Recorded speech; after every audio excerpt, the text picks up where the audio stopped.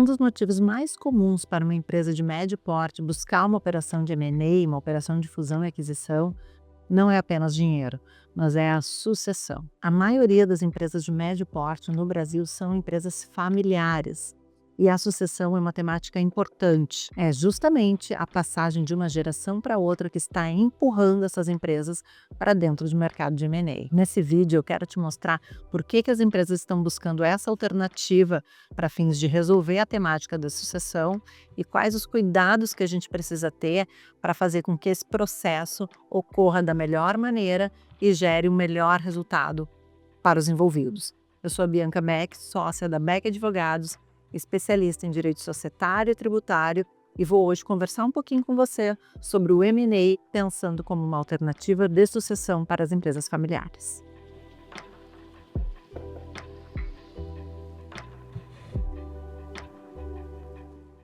O mercado de M&A no Brasil tem um protagonista que nem sempre aparece nas manchetes dos jornais: as empresas de médio porte. As operações de fusões e aquisições nesse setor elas têm sido impulsionadas pela grande concorrência, pela necessidade de se adaptar às novas tecnologias, mas também pelos desafios da sucessão das empresas familiares de médio porte. A maioria das empresas de médio porte nasceu dentro de uma família. E quando o fundador identifica que ele não tem herdeiro ou sucessor, a pergunta é: quem vai tocar esse negócio quando eu não estiver mais aqui? E uma das respostas para esse problema pode ser uma operação de M&A. É estruturar a sua empresa para que ela seja vendida e tenha sua continuidade nas mãos, eventualmente, de um outro grupo. Mas a sucessão ela não pode ser tratada como um evento isolado apenas quando o fundador não estiver mais presente. Ele precisa ser estruturado e a empresa precisa estar preparada para isso. Mas como é que se prepara uma empresa para um evento de sucessão? Primeiro, com muita conversa. É necessário que o fundador realmente esteja alinhado com os seus herdeiros e entenda o que eles querem para esse negócio. Eles querem continuar, eles querem gerir, ou cada um vai seguir o seu caminho? Se cada um for seguir o seu caminho, é necessário que a empresa então se prepare, tendo uma governança robusta, organizando seus contratos, os seus documentos e procurando assessores para lhe acompanhar nessa jornada que é a venda de um ativo. Essa família vai precisar de assessores financeiros que vão ajudar a melhorar eventualmente os números no negócio, vão ajudar a identificar possíveis compradores e ajustar a tese desse negócio.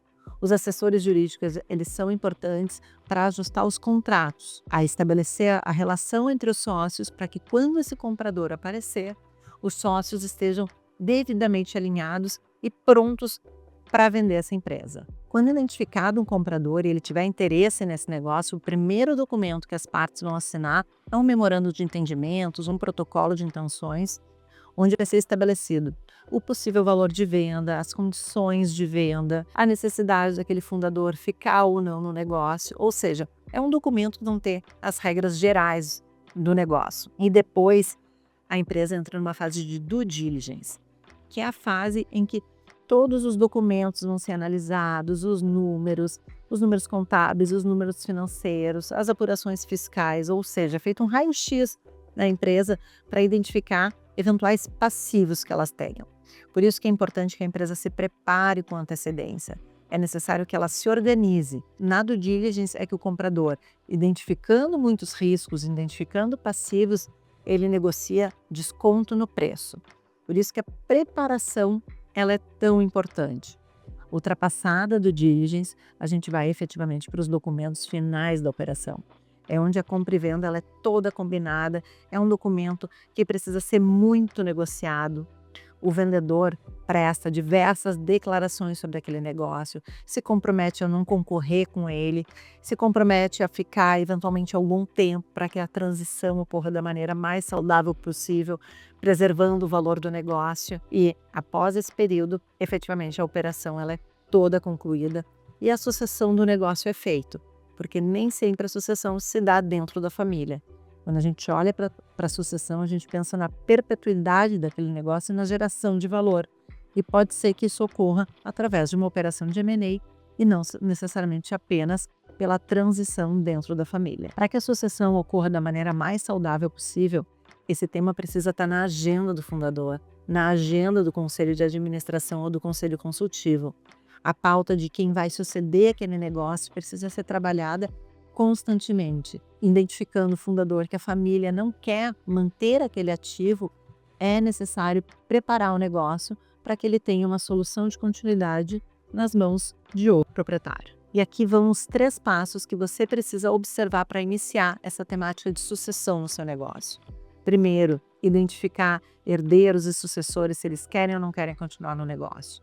Segundo, negociar um acordo de sócios adequado, estabelecendo essas regras de sucessão, as regras de tomada de decisão, a regra de apuração de haveres, combinar todo esse regramento com o sócio e deixar isso tudo devidamente mapeado. E, por fim, estruturar do ponto de vista jurídico e financeiro os próximos passos da empresa, seja numa solução de continuidade com os herdeiros da família, seja através de uma operação de M&A. Sucessão familiar não é um tema que se resolve de um dia para o outro. É um processo que precisa estar na agenda das pessoas, na agenda do conselho de administração e precisa ser construído ao longo do tempo. Se a temática de sucessão empresarial está na pauta do fundador ou na pauta do conselho e você precisa de um apoio jurídico para desenvolver esses temas e para formatar os documentos necessários, conte com a equipe da Beck Advogados.